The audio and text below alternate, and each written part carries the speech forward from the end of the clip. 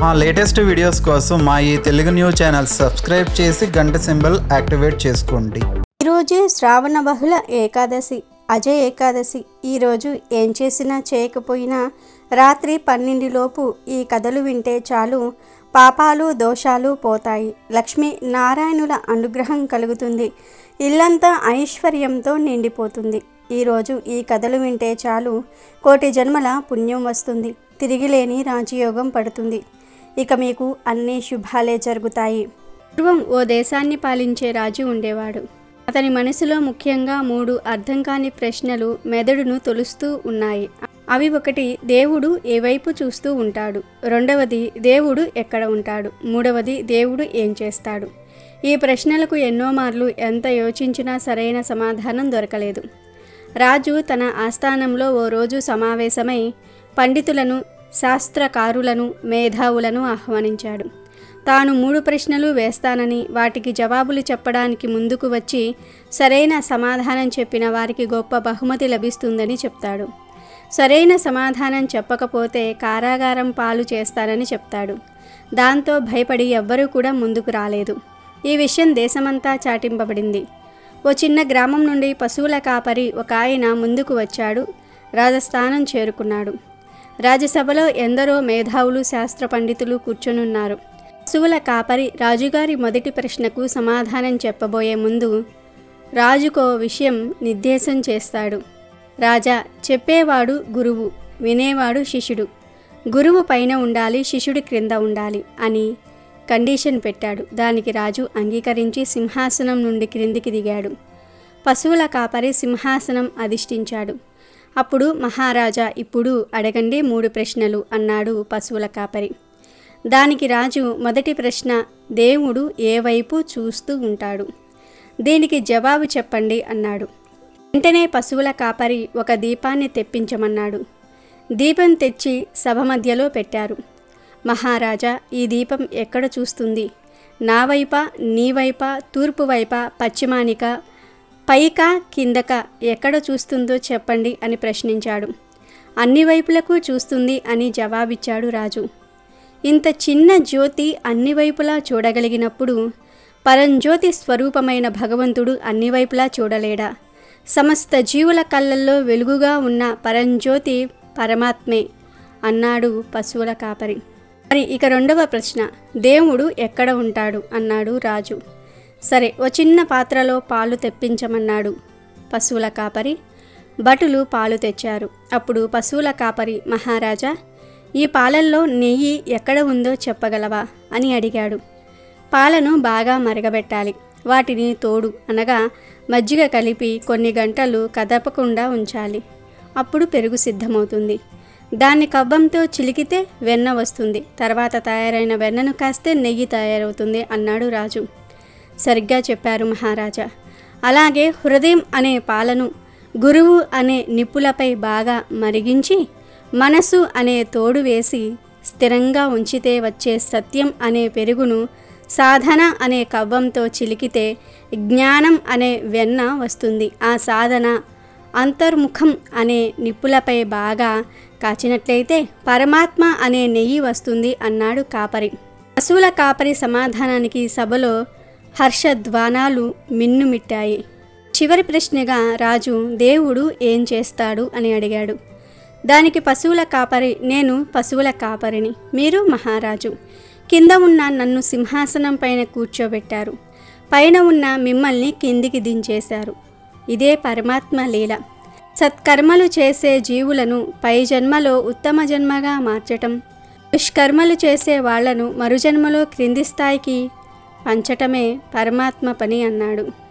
మాటలు విన్న రాజు పశువుల కాపరి ముందు పాదాక్రాంతుడయ్యాడు. పశువుల కాపరి రూపంలో ఉన్న పరమాత్మ తాను వచ్చిన దిక్కుగా తిరుగు ప్రయాణం అయ్యాడు. శ్రావణ బహుళ ఏకాదశికే అజయ ఏకాదశి అని పేరు. భారతీయ సంస్కృతి సాంప్రదాయాలలో శ్రావణ మాసం అత్యంత ప్రాధాన్యత కలిగి ఉంది. ఈ శ్రావణ మాస కృష్ణపక్షంలో వచ్చే ఏకాదశిని అజయ ఏకాదశి అంటారు. ఈ ఏకాదశికి అన్నద ఏకాదశి అనే మరొక పేరు కూడా ఉంది. దుర్భర దారిద్ర్యంతో బాధపడుతున్న వారు, కష్టాలతో సతమతమైపోయేవారు ఈ ఏకాదశి వ్రతమాచరించాలి. అజయ ఏకాదశి నాడు ఉదయాన్నే నిద్రలేచి స్నానం చేసి విష్ణుమూర్తి చిత్రపటాన్ని పూజా మందిరంలో ప్రతిష్ఠించండి. అనంతరం ఉపవాస దీక్షను తీసుకోండి. తర్వాత దేవుడి ముందు దీపం వెలిగించండి. పండ్లను నైవేద్యంగా పెట్టండి. పువ్వులతో పూజలు చేయండి. అనంతరం అష్టోత్తరాలను చదివి వినండి. చివరిగా హారతి ఇచ్చి ప్రసాదాన్ని అందరికీ పంచిపెట్టండి. ఉపవాస దీక్షను విరమించండి. అజయ ఏకాదశి రోజు ఉపవాసం ఉండి విష్ణు సహస్రనామంతో శ్రీహరిని అర్చిస్తూ జాగరణ చెయ్యాలి. పూర్వం సత్యహరిశ్చంద్రుడు కష్టాలలో ఉన్నప్పుడు అజయ ఏకాదశి వ్రతమాచరించటం వలన భార్యా బిడ్డలను రాజ్యాన్ని తిరిగి సంపాదించుకున్నాడని పురాణ కథనం. ఈ అజయ ఏకాదశి రోజు ఏమీ చేయలేని వారు కనీసం విష్ణుమూర్తి ఫోటోకి ఒక పువ్వు సమర్పించి నమస్కారం చేసుకుంటే చాలు, ఎంతో మేలు జరుగుతుంది. ఈ అజయ ఏకాదశి గొప్పతనాన్ని తెలిపే కథ ఒకటి పురాణాలలో ఉంది. ఒకసారి ధర్మరాజు శ్రీకృష్ణుడితో, కృష్ణ, శ్రావణమాస కృష్ణ పక్షంలో వచ్చే ఏకాదశి పేరేమిటి? దానిని గురించి నాకు వివరించండి అని అడిగాడు. దానికి ప్రత్యుత్తరంగా శ్రీకృష్ణుడు ఇలా వివరించాడు. రాజా, నేను చెప్పేది సావధానంగా విను. మనిషి యొక్క సమస్త పాపాలను హరించే ఈ మంగళకరమైన ఏకాదశి పేరు అన్నద ఏకాదశి. ఈ ఏకాదశి వ్రతాన్ని పాటించి ఇంద్రియాధీశుడైనటువంటి శ్రీహరిని అర్చించేవాడు సమస్త పాపకర్మల ఫలం నుండి విముక్తుడవుతాడు. పురాతన కాలంలో హరిశ్చంద్రుడనే సుప్రసిద్ధుడైన చక్రవర్తి ఒకడు ఉండేవాడు. అతడు సత్యసంధతతో ఆదర్శవంతమైన వాడు. మానవాళికంతటికీ కూడా మార్గదర్శకుడు.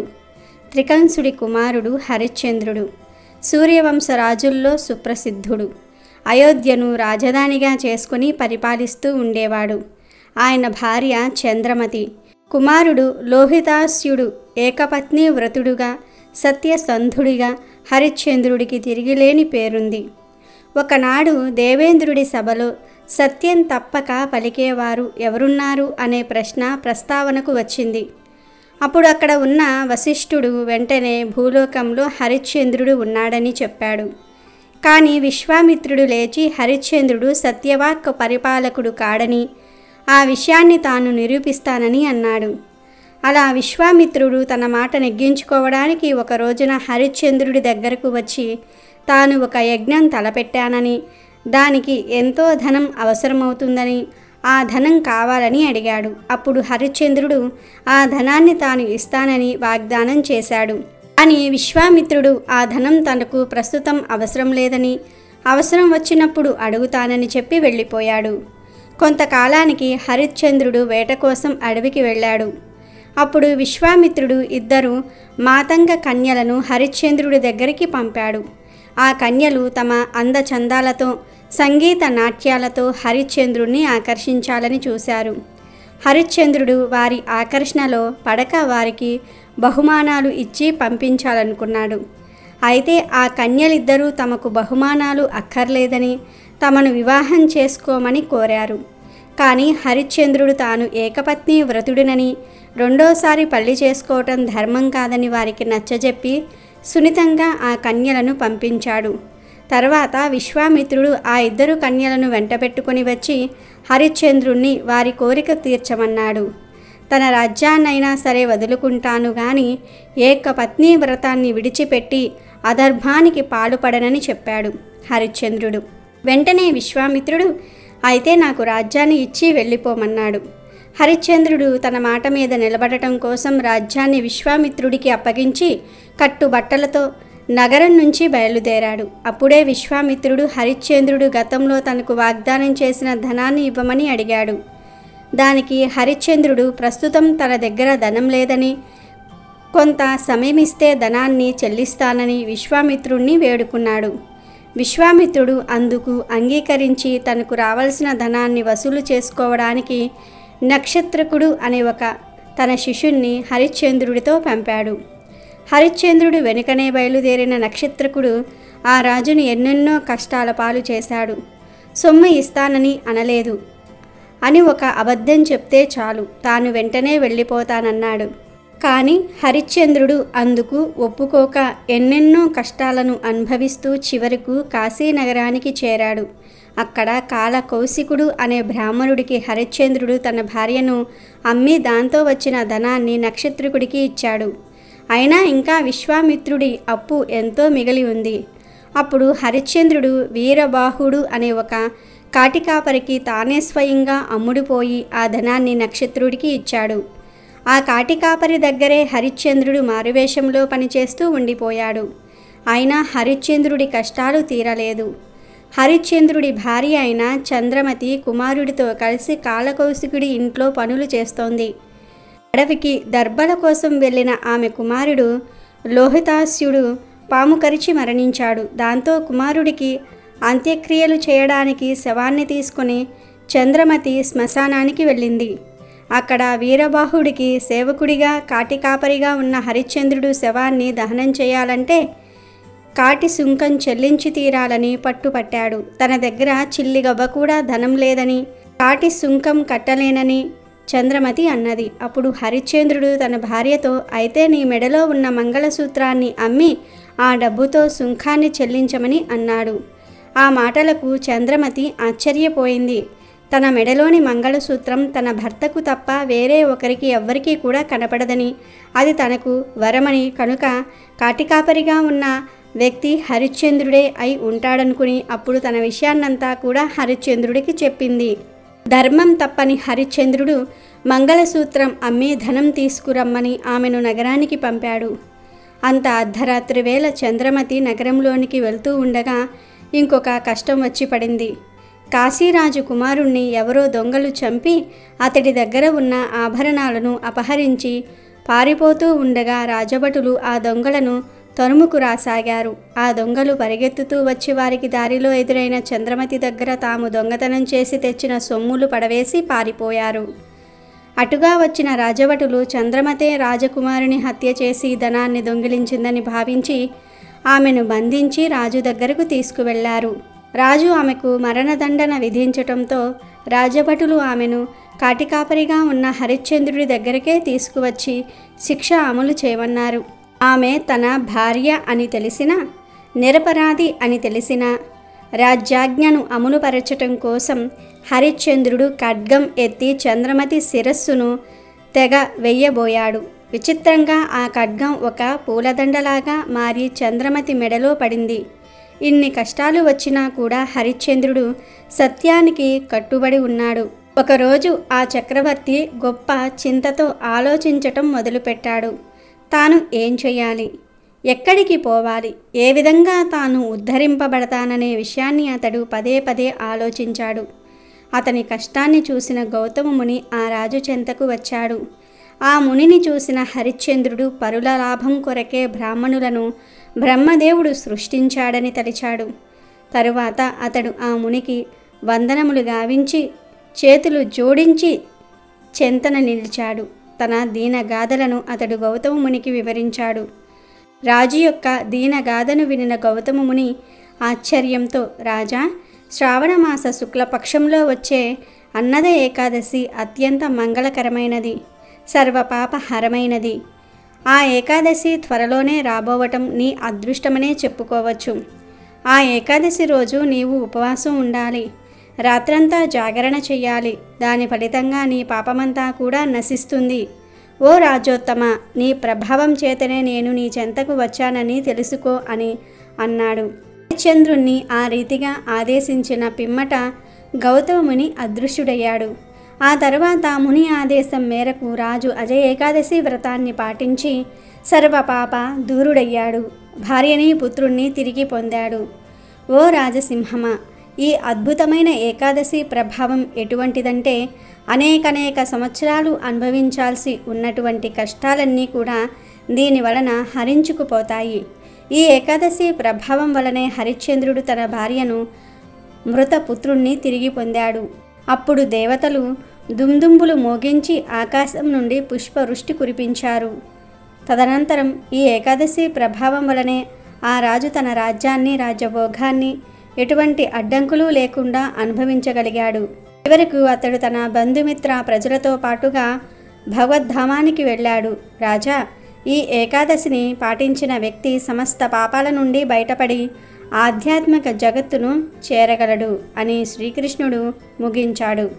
ఈ ఏకాదశి మహిమను వినిన వాడు, చదివిన వాడు అశ్వమేధయాగ ఫలాన్ని పొందగలుగుతాడు అని శ్రీకృష్ణుడు ధర్మరాజుతో చెప్పాడు. ఏకాదశి రోజు ఆజామిలుని కథను వింటే చాలు విష్ణు సాయుధ్యం కలుగుతుంది, కష్టాలు పోతాయి. పూర్వం కన్యాకుబ్జం అనే నగరంలో సోత్రీయుడు అనే ఒక బ్రాహ్మణుడికి అంజామిలుడు అనే ఒక కుమారుడు ఉండేవాడు. ఈ అంజామిలునికి చిన్న వయసులోనే గుణవంతురాలు, సౌందర్యవతి అయిన కన్యతో వివాహం జరిగింది. అజమీలుడు సంధ్యావందనము, గాయత్రీ జపం లాంటి నిత్య కర్మలు చేసేవాడు. అన్ని ధర్మాలు తెలిసినవాడు, ఎన్నో మంత్రాల సిద్ధి పొందినవాడు. కొంతకాలానికి అజామిలునికి యవ్వనం వచ్చింది. ఒకరోజు అతని తండ్రి దర్భలు, పువ్వులు తెమ్మని పంపాడు. దర్భలు, పువ్వులు తీసుకుని తిరిగి ఇంటికి వస్తూ ఉండగా ఆజామిలునికి పొదలలో నుండి ఏదో ఒక శబ్దం వినపడింది. అప్పుడు ఆజామిలుడు ఏమిటా అని అటువైపు చూశాడు. అప్పుడు దట్టమైన పొదరింట్లో రతి క్రీడల్లో చతురురాలైన తన ప్రియురాయలైన స్వేరిని వృషులతో ఆనందిస్తున్న ఒక కాముకుణ్ణి చూశాడు. దిగంబరంగా ఉన్న కటి ప్రదేశం గల విటుణ్ణి చూశాడు.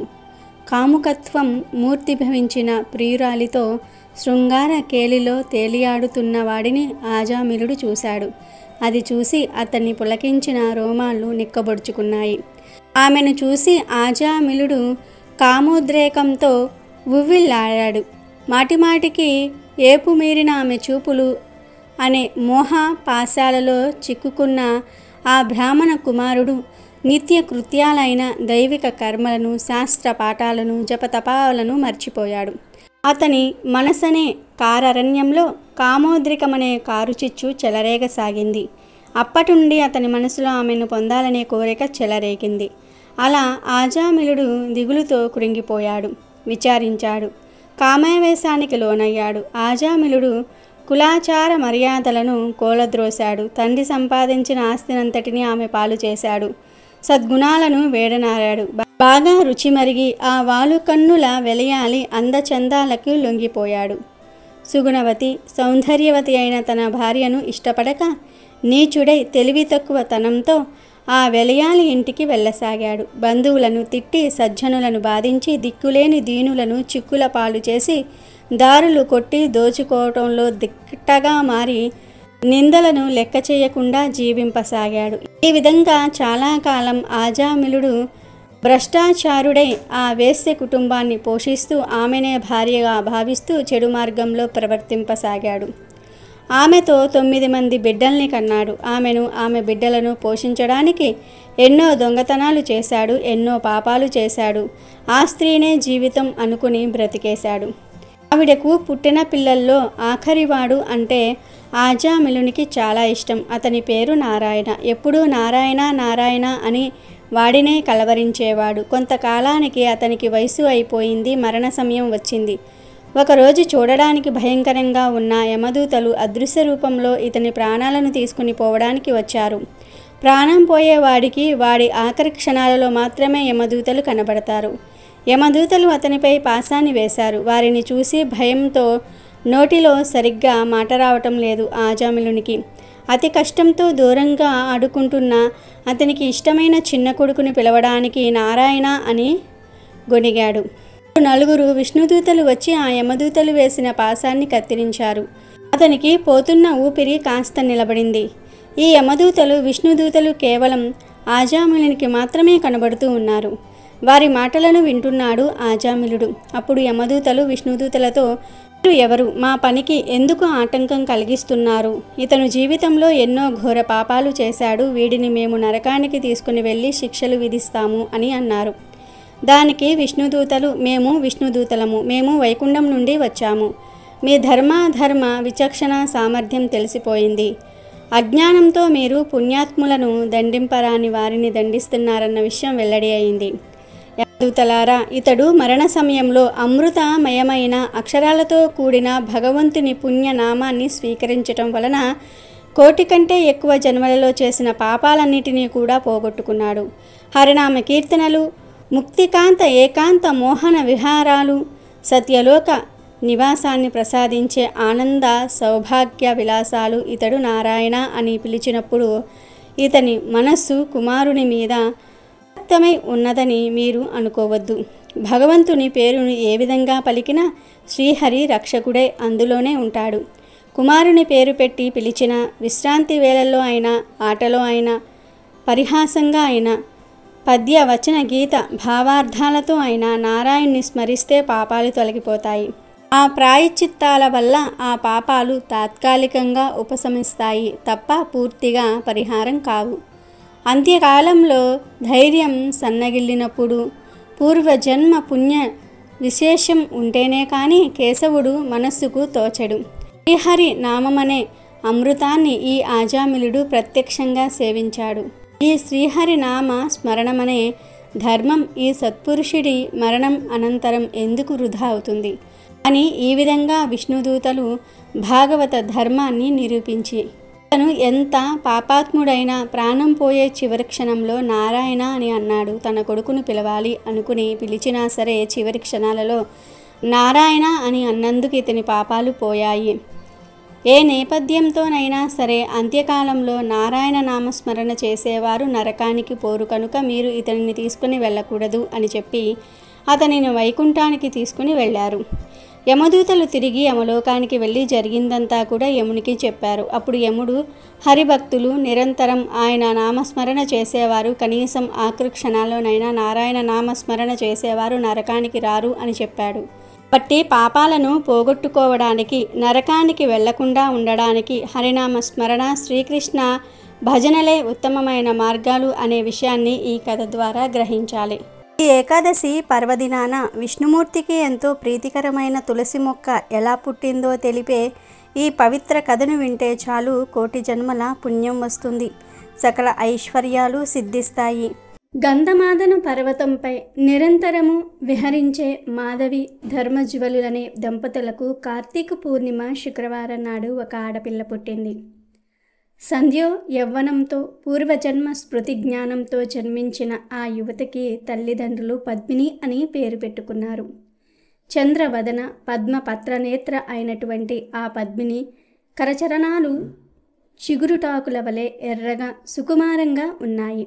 శిశిర ఋతువులో వెచ్చని స్పర్శ, గ్రీష్మ ఋతువులో చల్లని స్పర్శ కలిగి సర్వాంగ సుందరిగా ప్రకాశించే ఆ కన్య సౌందర్యంలో తులలేనిది కావటం వల్ల ఆమెకు తులసి అని పేరు వచ్చింది. తులసికి జన్మంతోనే వైరాగ్యం అబ్బింది.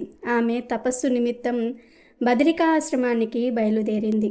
తల్లిదండ్రులు ఎంతగా వారించినా వినకుండా శ్రీ మహావిష్ణువునే భర్తగా పొందాలని నిశ్చయించుకొని యోగ మార్గంలో చిరకాలం తపస్సు చేసింది. మండు వేసవిలో పచ్చాగ్ని మధ్యలో, చలికాలంలో నీటి మధ్య నిలిచి శీతోష్ణాది ద్వంద్వాలను సహిస్తూ వాటికి అతీతంగా నిలిచి నియమబద్ధంగా తపస్సు కొనసాగించింది.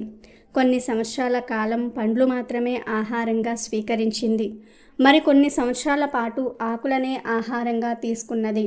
క్రమంగా వాయు భక్షణం మాత్రమే సాగించింది.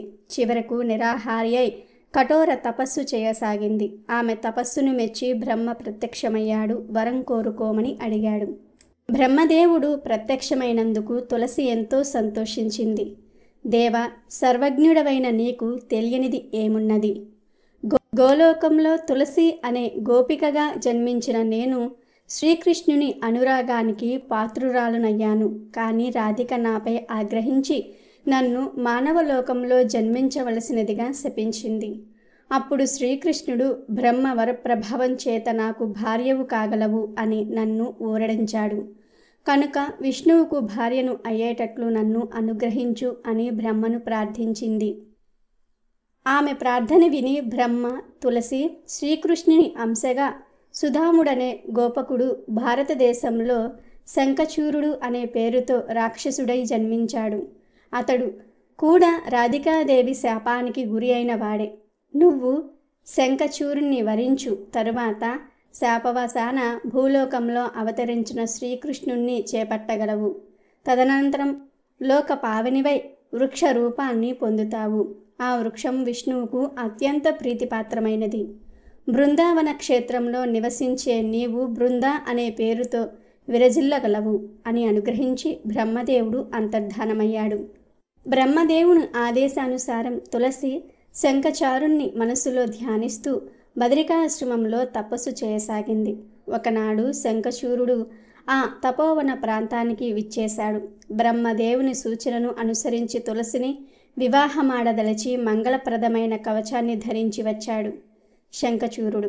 అతడు ఆమెను పలకరించాడు. తన పూర్వజన్మ విశేషాలను చెప్పి గోలోకంలో సుధాముడనే గోపకుడుగా ఉన్న తాను శాపవశాన మానవలోకంలో జన్మించానని వివరింపసాగాడు. తులసిని వివాహం చేసుకోవాలనే తన అభిలాషను వ్యక్తం చేశాడు. తల్లిదండ్రులు నిర్ణయించిన వరుణ్ణి వివాహం చేసుకోవటం తనకు తగిన ధర్మమని తులసి సమాధానమిచ్చింది. అప్పుడు బ్రహ్మదేవుడు సాక్షాత్కరించి వారి ఇరువురి పూర్వజన్మ వృత్తాంతాలను వివరించి వారికి దాంపత్య బంధం కలిగించి భావి లోకంలో గోలోకంలో నారాయణుడితో తదాత్మ్యం పొందగలరని అభయమిచ్చాడు. అలా తులసి శంఖచూరులు దంపతులయ్యారు. శంఖచూరుడు బ్రహ్మదత్త వరప్రభావం చేత దేవలోకాన్ని జయించాడు. ఇంద్రాది దేవతలు శంఖచూరుణ్ణి జయించలేక బ్రహ్మను శంకరుణ్ణి కలుసుకుని తమ బాధలు విన్నవించుకున్నారు.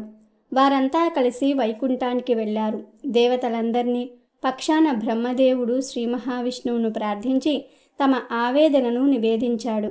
శంఖచూరుడు దురాగతాలు వివరించాడు. దేవతలకి స్వస్థత కలిగించవలసినదిగా ప్రార్థించాడు. అంతట శ్రీ మహావిష్ణువు శంఖచూరుని పూర్వజన్మ వృత్తాంతాన్ని దేవతలకు జ్ఞప్తికి తెచ్చి రాధాదేవి శాపం వల్లనే అతడు మానవలోకంలో జన్మించిన సంగతిని వివరించాడు. తొందరపడి శపించిన రాధ తిరిగి అచిరకాలంలోనే నా భర్త సన్నిధిని పొందగలవని శాపమోక్షం కూడా అనుగ్రహించినట్లు చెప్పాడు. శంఖచూరుడు కంఠసీమలో ధరించిన కవచం తన ప్రసాదమే అని, ఆ కవచం వలనే అతడు అజేయుడై నిలిచాడని కూడా వివరించాడు. మరొక్క రహస్యాన్ని కూడా విష్ణుమూర్తి వివరించాడు.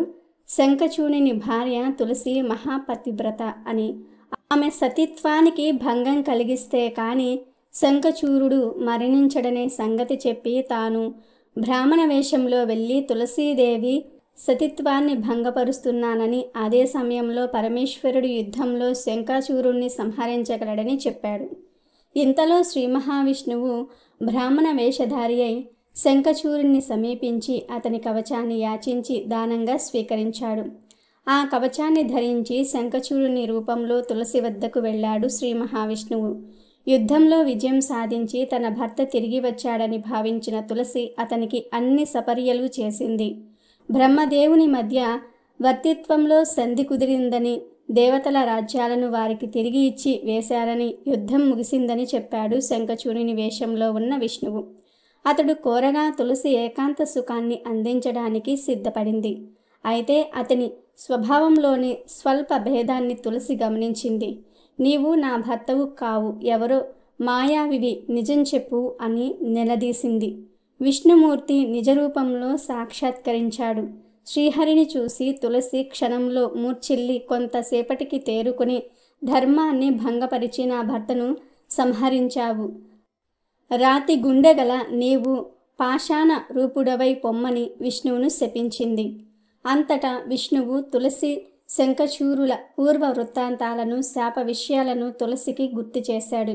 యుద్ధంలో పరమశివుని చేత మరణించిన నీ భర్త శాప విముక్తిని పొంది తిరిగి గోలోకంలో చేరుకున్నాడు. నీవు కూడా ఈ దేహాన్ని విడిచి గండకి అనే నదివై ప్రవహించు. నీ శాప ఫలితంగా నేను గండకి శిలనై ఆ నదీ తీరంలోనే నిలిచి ఉంటాను. నీవు ఈ శరీరాన్ని వదిలి దివ్య రూపాన్ని ధరించి నాలో ఐక్యం కాగలవు. నీ కేశములన్నీ కూడా తులసి వృక్షంగా రూపాంతరం చెంది దేవతా పూజల్లో అగ్రస్థానం వహిస్తాయి. తులసీ దళం హరిహరాదులకు ప్రీతిపాత్రం అవుతుంది. సర్వపాప పరిహారమై పేరు పొందుతుంది.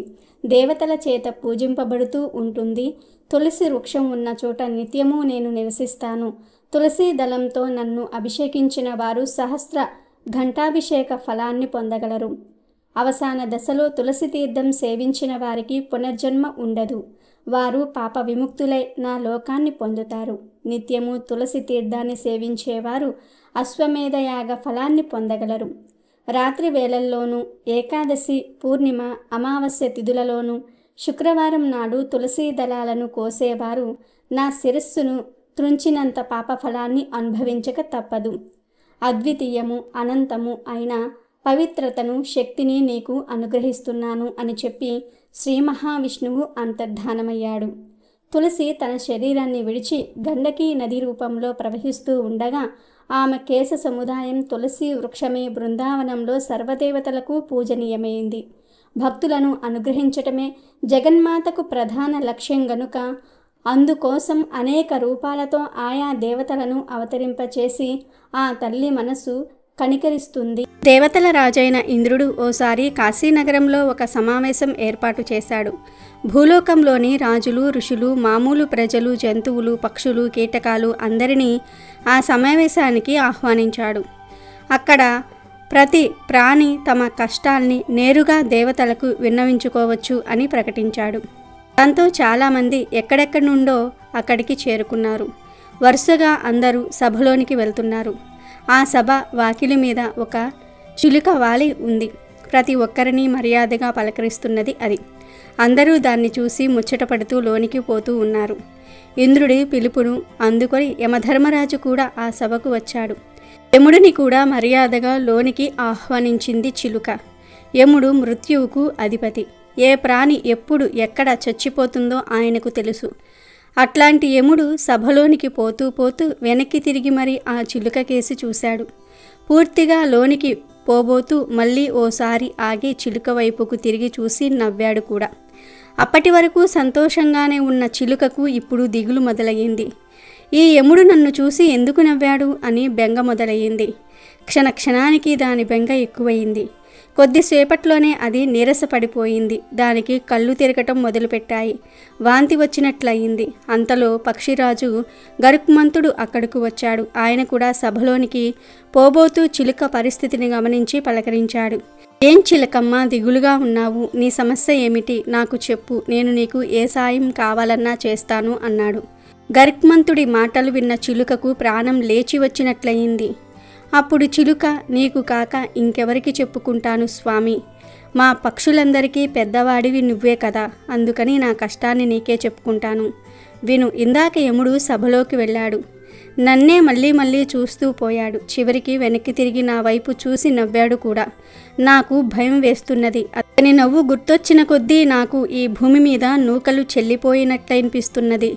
లేకుంటే అంతమందిలో నన్ను ఒక్కదానినే వేరు చేసి ఎందుకు చూస్తాడు ఆ యముడు? నాకిప్పుడు మనసులా లేదు. ఇక ఎవరిని స్వాగతించలేను. ఎక్కడికన్నా వెళ్ళి దాక్కుందామనిపిస్తుంది. నా వెంటపడి తరిమే మృత్యువుకు అందకుండా ఎక్కడికన్నా వెళ్ళిపోదామని ఉన్నది అని గరుక్మంతుడికి చెప్పుకొని ఏడ్చింది ఆ చిలుక. అప్పుడు గరుక్మంతుడు, ఓసి ఇంతేనా? నువ్వు దిగులు పడకు, నిన్ను నేను కాపాడుతాను. ఈ భూలోకంలో సురక్షిత స్థలాల కోసం వెతికి వేసారేదెందుకు? వేరే చోట ఎక్కడా అవసరం లేదు. మా పక్షిజాతి దానివి నువ్వు. ఎవరికీ అందకుండా నేను నిన్ను నేరుగా దేవలోకంలో విడిచి వస్తాను. పద, నీకెందుకు భయం అని గరుక్మంతుడు దాన్ని తన వీపు మీద ఎక్కించుకొని క్షణాల్లో దైవలోకం చేరుకున్నాడు. అక్కడ దాన్ని నందనవనంలో వదిలి, బాగుందా ఇక్కడ? ఏది కావాలన్నా ఊరికే కోరుకో చాలు, అది నీ సొంతమవుతుంది. ఇంకా భయపడవుగా? నేను సభకు వెళ్ళి వస్తా, మరి ఉండు అని దాన్ని అక్కడ విడిచిపెట్టి పోయాడు. సభంతా ముగిసిన తర్వాత అందరూ బయలుదేరి బయటకు వస్తున్నారు. యమధర్మరాజు కూడా బయటకు వస్తూ అంతకుముందు చిలుక కూర్చున్న వాకిలి వైపు చూశాడు. యముడి నొసలు ముడిపడ్డాయి. ఆయన అటువైపు వెళ్ళి చిలుక కోసం వెతకటం మొదలుపెట్టాడు. అంతలో గరుక్మంతుడు అక్కడికి వచ్చి యముడిని చూసి నవ్వాడు. ఏమి యమధర్మరాజా, ఏదో వెతుకుతూ ఉన్నావు అని అడిగాడు. దానికి యముడు, ఈ వాకిలి మీద ఒక చిలుక ఉండింది కదా ఇందాక, అది ఇప్పుడు ఎక్కడ ఉన్నదా అని వెతుకుతున్నాను అన్నాడు యముడు. అప్పుడు గరుక్మంతుడు గర్వంగా నవ్వాడు. ఏమి, దాని ప్రాణాలను తీసుకుపోదామనుకుంటున్నావా? అది ఇప్పుడు ఇక్కడ లేదు. నువ్వు ఇందాక దాన్ని చూసి నవ్వావంట కదా, అది చాలా భయపడింది. అందుకని నేను దాన్ని తీసుకుని వెళ్ళి నీకు అందని చోట దేవలోకంలో దాచి వచ్చాను అన్నాడు. అప్పుడు యముడు, అయ్యో ఎంత పని చేశావు అన్నాడు తల పట్టుకొని. ఏమయ్యింది అని అడిగాడు గరుక్మంతుడు. ఇందాక నేను దాన్ని చూసి దాని మరణం ఏ విధంగా ఉండనున్నదో చదివాను. కొద్దిసేపట్లో ఈ చిలుక దేవలోకంలో నీట మునిగి చనిపోతుంది అని రాసి ఉంది. దాని నుదుటిన భూలోకంలోని ఈ పక్షి దేవలోకంలోనికి ఎట్లా పోతుంది? అది కొద్దిసేపట్లో ఎట్లా పోతుంది? పోయి అక్కడ ఎట్లా చనిపోతుంది? అంతా అబద్ధం, జరిగే పని కాదులే అనుకుని నవ్వాను నేను. చూడగా నువ్వు విధి వ్రాతను నిజం చేసినట్టున్నావు. ఇప్పుడు అది ఎలా ఉన్నదో ఏమో అన్నాడు యముడు బాధగా. అప్పటికి నిజంగానే చిలుక దేవలోకంలో నీట మునిగి చనిపోయి ఉన్నది. ఎతులారా చిలుకను మృత్యువు వాకిటికి చేర్చానే అని బాధపడుతున్న గరుక్మంతుణ్ణి ఓదారుస్తూ, విధిని తప్పించటం ఎవరి తరమూ కాదు గరుడా, నేను కూడా విధివ్రాతకు లోబడి వర్తించాల్సిందే అని యముడు అన్నాడు. పూర్వం ఓ రాజుకు 4 కొడుకులు ఉండేవారు. ఆ రాజుకు వయసు అయిపోయింది. దాంతో రాజ్యాన్ని తన కొడుకులలో ఎవరో ఒకరికి అప్పజెప్పాలని అనుకుంటాడు. ఎవడైతే సర్వాధికుడైన ధర్మాత్ముణ్ణి వెతికి తీసుకువస్తాడో అతడికే రాజ్యాధికారం ఇస్తాను అని ఆ రాజు తన కొడుకులతో అంటాడు. రాకుమారులు దానికి అంగీకరించి 4 తమ గుర్రాలు తీసుకొని 4 దిక్కులకు బయలుదేరారు. అలా కొంతకాలం గడిచింది. నాళ్ల తర్వాత పెద్ద కొడుకు తిరిగి వచ్చి తండ్రికి ఎదురుగా ఓ వ్యాపారిని నిలబెట్టి, ఈయన వేలాది రూపాయలు దానం చేస్తూ ఉంటారు. ఎన్నో గుళ్ళు గోపురాలు కట్టించారు, చెరువులు తవ్వించారు, చలవేంద్రాలు ఏర్పాటు చేశారు, తీర్థక్షేత్రాలలో ఎన్నో వ్రతాలు చేయిస్తూ ఉంటారు, నిత్యం పురాణ శ్రవణం చేస్తూ ఉంటారు, గోపూజలు చేస్తూ ఉంటారు. ప్రపంచంలో వీరిని మించిన గొప్ప ధర్మాత్ముడెవరూ ఉండరు అన్నాడు. ఆయన నిశ్చయంగా ధర్మాత్ముడే అని పలికిన రాజు ఆ వ్యాపారిని సత్కరించి పంపివేశాడు. రెండవ కొడుకు ఓ బక్కచిక్కిన బ్రాహ్మణుడిని తీసుకుని వచ్చి, ఈ బ్రాహ్మణుడు 4 ధామాలకు 7 పురాలకు కాలి నడకన వెళ్ళి యాత్రలు చేసి వచ్చాడు. సదా వీరు చాంద్రాయణ వ్రతం చేస్తూ ఉంటారు. అసత్యానికి వీరు భయపడతారు. ఈయన కోపపడటం ఎవరు ఎన్నడూ చూడలేదు. నియమబద్ధంగా మంత్ర జపాదులు పూర్తి చేసుకున్న తర్వాతనే జలపానం చేస్తారు. కాలాల్లోనూ స్నానం చేసి సంధ్యావందనం చేస్తారు. ఈ కాలంలో ఈ విశ్వంలో వీరిని మించి సర్వశ్రేష్ఠ ధర్మాత్ములెవరూ లేరు అన్నాడు. రాజు బ్రాహ్మణుడు సత్కరించి అధిక దక్షిణలిచ్చి వీరు మంచి ధర్మాత్ములే అంటూ పంపివేశాడు. మూడవ కొడుకు కూడా ఒక బాబాజీని తీసుకొని వచ్చాడు. బాబాజీ వస్తూనే ఆసనం వేసుకుని కళ్ళు మూసుకొని కూర్చుండిపోయారు. జీర్ణమైన బట్టలతో అస్థిపంజరంలా ఉన్న ఆకారంలో ఆయన కనిపిస్తూ ఉన్నాడు. అందరూ ఆసీనులైన తర్వాత మూడవ కొడుకు, వీరు ఎంతగానో నేను ప్రార్థించగా ఇక్కడకు విచ్చేశారు. మీరు మహా తపస్సులు. వారానికి ఒక్కసారి మాత్రమే క్షీరపానం చేస్తారు. గ్రీష్మ ఋతువుల్లో పంచాగ్ని మధ్యలో ఉంటారు. శీతాకాలంలో జలాలలో నిలబడుతూ ఉంటారు. సదా భగవంతుని ధ్యానంలో ఉండే వీరికి మించిన మహా ధర్మాత్ములు లభించటం దుర్లభమే అన్నాడు. రాజు ఆ మహాత్మునికి సాష్టాంగ ప్రణామం చేసి వారి ఆశీస్సులు అందుకుని వీడ్కోలు పలికాడు. ఆపై వీరు ధర్మాత్ములే అన్నాడు. అందరి తరువాత చిన్న కొడుకు వచ్చాడు. అతనితో మాసిన బట్టలు కట్టుకున్న పల్లెల్లో నివసించే ఓ రైతు ఉన్నాడు. దూరం నుండే రాజుకు దండాలు పెడుతూ భయపడుతూ ఆ రైతు వచ్చి నిలబడ్డాడు. అన్నలు 3 తమ్మును మూర్ఖత్వానికి పకపకా నవ్వారు. అప్పుడు ఆ చిన్న కొడుకు, ఓ కుక్కకు గాయమైంది. ఇతను అది చూసి దాన్ని గాయం కడిగాడు. అందుకే నేను ఇతన్ని తీసుకువచ్చాను. ఇతడు ధర్మాత్ముడవునో కాదో మీరే అడిగి తెలుసుకోండి అన్నాడు. అప్పుడు రాజు, ఏమయ్యా నువ్వు ఏం ధర్మం చేస్తూ ఉంటావు అని అడిగాడు. భయపడుతూనే రైతు ఇలా పలికాడు, ప్రభు, నేను చదువుకున్నవాణ్ణి కాను. నాకు ధర్మం అంటే ఏం తెలుస్తుంది? ఎవరైనా జబ్బు పడితే సేవ చేస్తాను, ఎవరైనా యాచిస్తే గుప్పెడు మెతుకులు పెడతాను అన్నాడు. అంతటా రాజు, అతడే అందరికన్నా గొప్ప ధర్మాత్ముడు అన్నాడు. అది విని కొడుకులందరూ కూడా ఆశ్చర్యపోయి అటూ ఇటూ చూడసాగారు. రాజు అప్పుడు దాన ధర్మాలు చేయటం, గోపూజ చేయటము, అసత్యమాడక పోవటం, క్రోధంగా ఉండకపోవటం, తీర్థయాత్రలు, సంధ్యావందనము, పూజాదులు కొనసాగించటం కూడా ధర్మమే. తపస్సు చేయటము ఆవశ్యకమైన ధర్మమే. కానీ సర్వాధిక ధర్మం ఏమిటి అంటే అర్థించకపోయినా అసహాయ స్థితిలో ఉన్న వారిని ఆదుకోవటం, రోగికి సేవ చేయటం, కష్టంలో ఉన్నవారికి చేయూతనివ్వటం సర్వాధికమైన ధర్మం. పరులకు సహకరించే వారికి తనంత తానుగా సహాయం అందుతుంది. త్రిలోకనాథులైన పరమాత్మ అట్టి పరోపకారిపై ప్రసన్నుడై ఉంటాడు అని పలికి చిన్న కొడుకుకే రాజ్యాన్ని ఇచ్చాడు. పరోపకారం అన్నిటికన్నా మించిన ధర్మం. అది నిర్వర్తించేవాడే ధర్మాత్ముడు అనే నీతిని ఈ కథ ద్వారా గ్రహించాలి. ఒక ఎడారిలో ఒక చిన్న పిచ్చుక నివసిస్తూ ఉండేది. అక్కడ ఎటువంటి పచ్చదనము లేకపోవటం వలన ఆ పిచ్చుక మండే ఇసుకలో రోజంతా గెంతుతూ ఉండేది.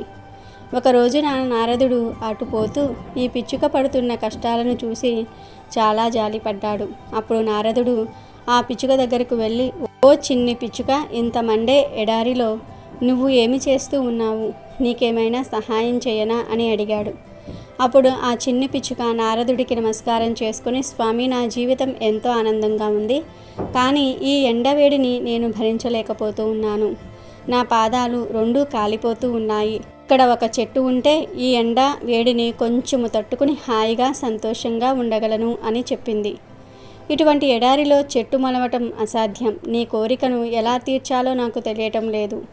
అయినా నేను పరమాత్మ దగ్గరకు వెళ్ళి నీ కోరిక నెరవేర్చమని ఆయనను అడుగుతాను అన్నారు నారద మహర్షి. సరే అంది చిన్ని పిట్ట. ఇక నారదుడు అక్కడి నుండి విష్ణుమూర్తి దగ్గరికి వెళ్ళిపోయాడు. శ్రీ మహావిష్ణువు వద్దకు వెళ్ళి నారదుడు ఆ పిట్టకు సహాయం చేయమని విష్ణువుకు ఈ పిచ్చుక విన్నపము తెలియజేశాడు. అప్పుడు విష్ణువు, చూడు నారద, నేను అక్కడ ఒక చెట్టును పెరిగేలాగా చేయగలను, కానీ ఆ పిట్ట విధిరాత అందుకు అనుకూలంగా లేదు. నేను విధి లిఖితాన్ని మార్చలేను, కానీ ఎండ నుంచి ఉపశమనము కోసము ఒక ఉపాయం చెప్తాను విను. ఎప్పుడూ ఏదో ఒక కాలిపైనే గెంతుతూ ఉండమని ఆ పిచ్చుకకు చెప్పు. అప్పుడు ఒక కాలు నేలపై ఉన్నప్పుడు మరొక కాలికి కొంత విశ్రాంతి దొరికి ఉపశమనం కలుగుతుంది. వెళ్ళి ఆ పిచ్చుకతో ఇలా నేను చెప్పానని చెప్పు అన్నారు పరమాత్మ.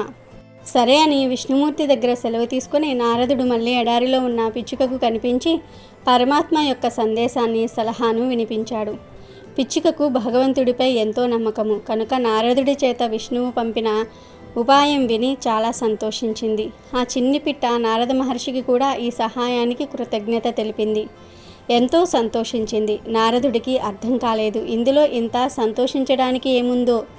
అడిగిన చెట్టు మొలిపించలేదు సరికదా, ఒంటికాలి మీద నడువు అని ఇచ్చిన సలహా వలన ఉపయోగమేమిటో అని తికమకపడ్డాడు నారదుడు. కానీ ఆ పిచ్చుక ఈ ఉపాయాన్ని గ్రహించి వెంటనే అమలులో పెట్టడం మొదలుపెట్టింది. నారద మహర్షి అక్కడి నుండి వెళ్ళిపోయాడు.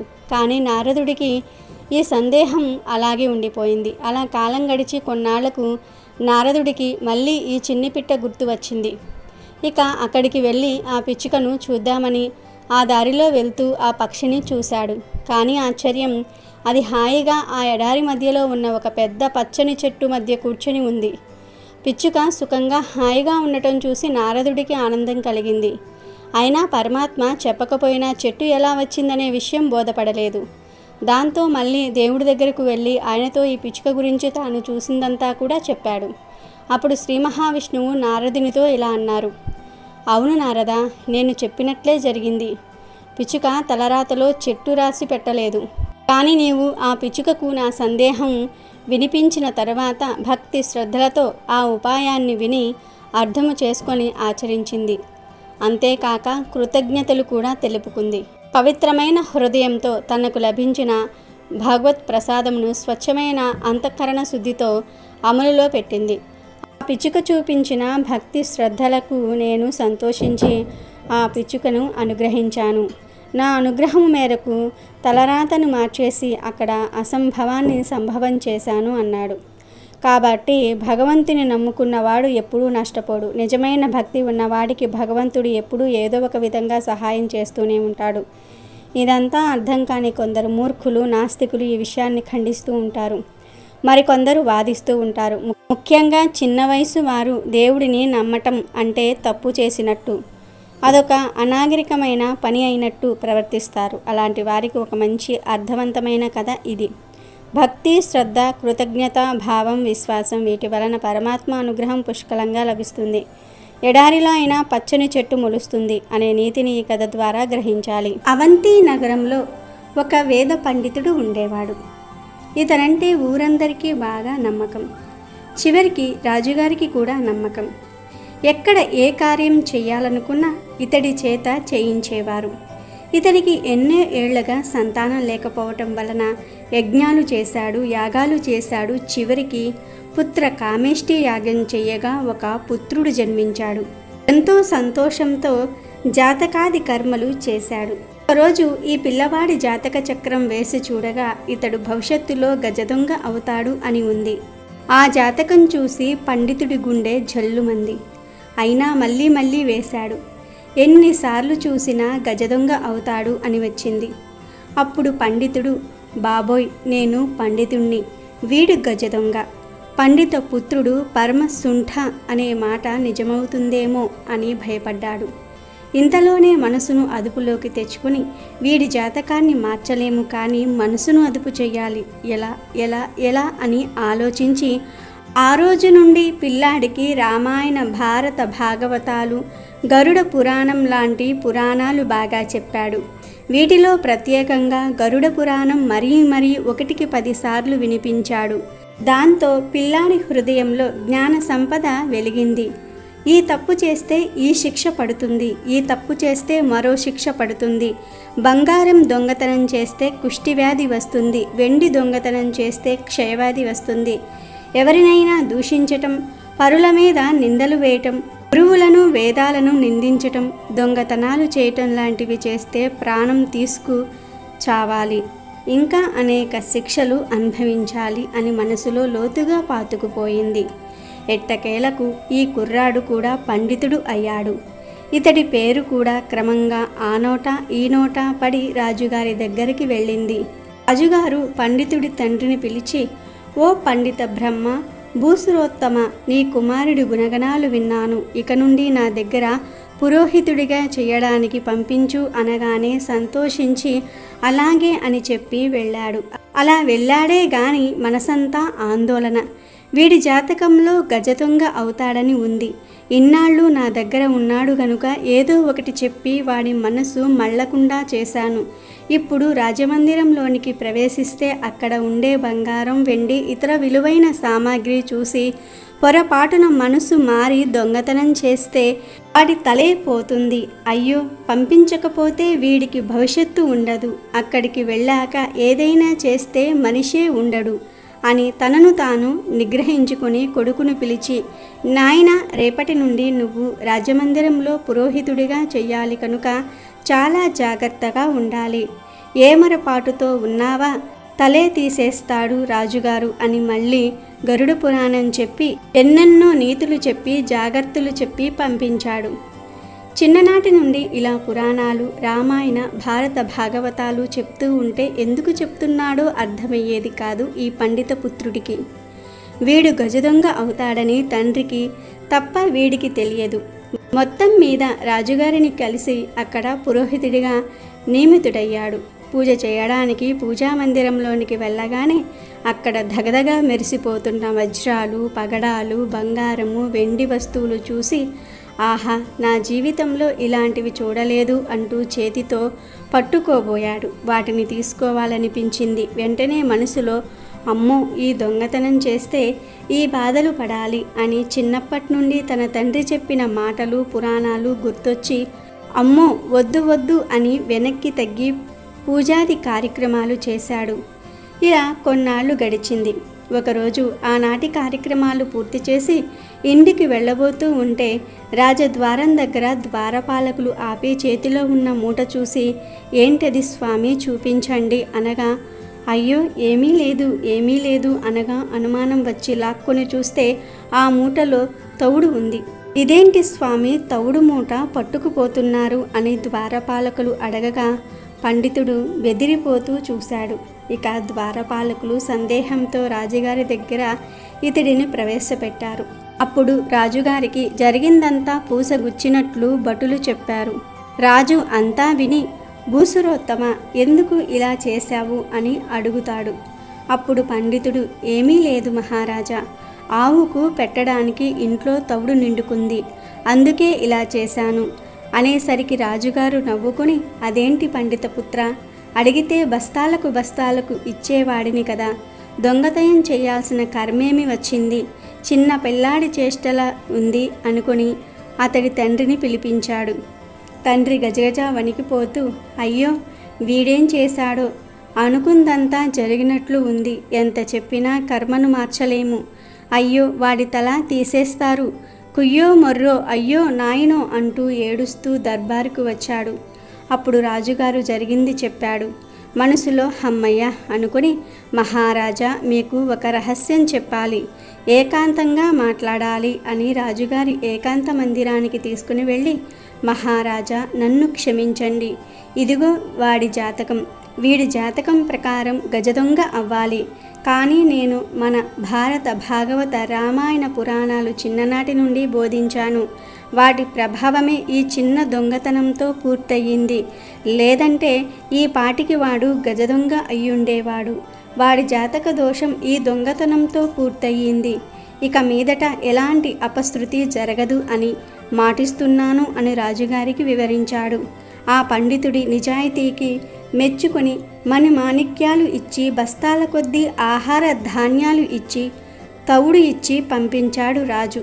ఆ విధంగా పిల్లాడి దోషాలను నివృత్తి చేశాడు తండ్రి. అందుకే పిల్లలకు చిన్ననాటి నుండి ఇలాంటి పురాణాలు, ఇతిహాసాలు చెప్తే జాతకాలు మార్చేయవచ్చు. ఇది నిజంగా జరిగిన కథ. పూర్వం గండకి అనే ఒక అమ్మాయి ఉండేది. ఆమె అందానికి ఎవరైనా సరే దాసోహం అవ్వాల్సిందే. శ్రావస్తి అనే నగరంలో ఈ గండకి ఉండేది. గండకి ఒక వేశ్య. గండకితో ఒక రాత్రి గడిపితే చాలు వాళ్ళ తలరాతలు మారిపోయేవి, వాళ్ళ అదృష్టాలు మారిపోయేవి. బాగా సంపన్నులుగా గొప్పవాళ్లుగా మారిపోయేవారు. దీంతో చాలామంది డబ్బు ఉన్నవాళ్ళు కూడా ఆమెను అనుభవించాలనుకునేవారు. అయితే గండకి మాత్రం అందరినీ తన దగ్గరకు రానిచ్చేది కాదు. చెడ్డవాళ్లతో అస్సలు గడిపేది కాదు. రోజుకు ఒక వ్యక్తితోనే గడిపేది. తాను మరుసటి రోజు గడపబోయే వ్యక్తితో ముందు రోజు బేరం కుదుర్చుకునేది. ఇక ఆ రోజు మొత్తం అతనినే భర్తగా భావించేది. తను ఏది కోరితే అది చేసేది. కేవలం సుఖం అందించటమే కాదు, తనను భర్తగా భావించి తాను చెప్పే ప్రతి పని చేసేది. తన వద్దకు వచ్చిన వ్యక్తికి ఏమైనా అయితే తట్టుకోలేకపోయేది. ఒకసారి గండకి గురించి నారాయణుడికి తెలిసింది. ఆమెను పరీక్షించాలనుకున్నాడు నారాయణుడు. దాంతో ఒకరోజు ముందు విష్ణువు మారువేషంలో వెళ్ళి గండకితో బేరం కుదుర్చుకున్నాడు. గండకి కూడా అతను మంచివాడిలాగా కనిపించాడు. కాబట్టి ఒకరోజు ఆయనకు భార్యలా ఉండేందుకు ఒప్పుకుంది. మరుసటి రోజు విష్ణువు వస్తాడు. తనకు ముందుగా భార్యలా స్నానం చేయించి కడుపు నిండా భోజనం పెట్టమని కోరుకుంటాడు నారాయణుడు. సరే అని గండకి ముందుగా ఆయనకు స్నానం చేయించబోతుంది. బట్టలు తీసివేస్తే ఒంటి నిండా పుండ్లు కనబడతాయి. నారాయణుడు అందవికారంగా కనిపించాడు. అయినా కూడా ఆమె శ్రద్ధగా స్నానం చేయించింది. సువాసనలు గుప్పించే సుగంధ ద్రవ్యాలను గండకి ఆయనకు పూసింది. కొత్త బట్టలు తొడిగించింది. తర్వాత తనే వంట చేసి అతనికి వడ్డించింది. అతని చేతులకు మొత్తం పుండ్లు ఉండటంతో సరిగ్గా తినలేకపోతాడు. దాంతో ఆమె తినిపిస్తుంది. తర్వాత మిగిలిన అన్నాన్ని ఆమె తింటుంది. ఆ తర్వాత అతన్ని పక్క మీదకు తీసుకువెళ్తుంది. కానీ ఆయనకు బాగా జ్వరం వస్తుంది. అతనికి ఆ రోజంతా సేవ చేస్తుంది గండకి. ఆ రోజు రాత్రి అతను చనిపోతాడు. గండకి తన సొంత భర్త చనిపోయాడన్నట్లుగా బాధపడుతుంది, రోదిస్తుంది. భర్తతో పాటు తాను కూడా చితిలో పడుకుని సతీ సహగమనం చేయడానికి సిద్ధమవుతుంది. అందరూ అడ్డుకున్నా కూడా వినదు. తన దగ్గర ఉండే సొమ్మునంతా కూడా బీదలకు పంచిపెడుతుంది. తర్వాత శ్మశానంలో చితిలోనికి దూకుతుంది. అయితే అలా దూకిన వెంటనే చితి మంటలు ఒక్కసారిగా మల్లెపూల మాదిరిగా మారిపోతాయి. విష్ణువు ప్రత్యక్షమై, నువ్వు చేసే వృత్తిని నిజాయితీగా చేయటం నాకు నచ్చింది అంటాడు. గండకి సంబరంగా విష్ణువు వైపే చూస్తుంది. నీకు ఏం వరం కావాలో కోరుకో గండకి అంటాడు విష్ణుమూర్తి. గండకి విష్ణువునే తన గర్భాన పుట్టాలని కోరుకుంటుంది. సరే, నీ కోరిక వచ్చే జన్మలో తీరుస్తాను. నీ గర్భంలో ఎప్పుడూ నేను పుడుతూనే ఉంటానంటాడు విష్ణువు. ఆ ప్రకారం గండకి మరు జన్మలో నదిగా పుట్టింది. ఆ నది గర్భంలోనే శాలిగ్రామాలు అంటే విష్ణుమూర్తి రూపంతో ఉండేవి పుడుతూనే ఉన్నాయి. ఇది శాలిగ్రామం గండకి కథ. తులసి శాపం వలన శాలగ్రామంగా మారిన విష్ణువు గండకి ఇచ్చిన వరం వలన గండకీ నదిలోనికి శాలగ్రామ రూపంలో చేరతాడు. కనుక ఈరోజు రాత్రి 12 లోపు ఈ కథలు వింటే చాలు. పాపాలు దోషాలు పోతాయి. లక్ష్మీ నారాయణుల అనుగ్రహం కలుగుతుంది. ఇల్లంతా ఐశ్వర్యంతో నిండిపోతుంది. ఈరోజు ఈ కథలు వింటే చాలు కోటి జన్మల పుణ్యం వస్తుంది. తిరిగిలేని రాజయోగం పడుతుంది. ఇక మీకు అన్ని శుభాలే జరుగుతాయి. వీడియో నచ్చితే లైక్ చేయండి, షేర్ చేయండి, బట్ సబ్స్క్రైబ్ చేసుకోవడం మర్చిపోవద్దు.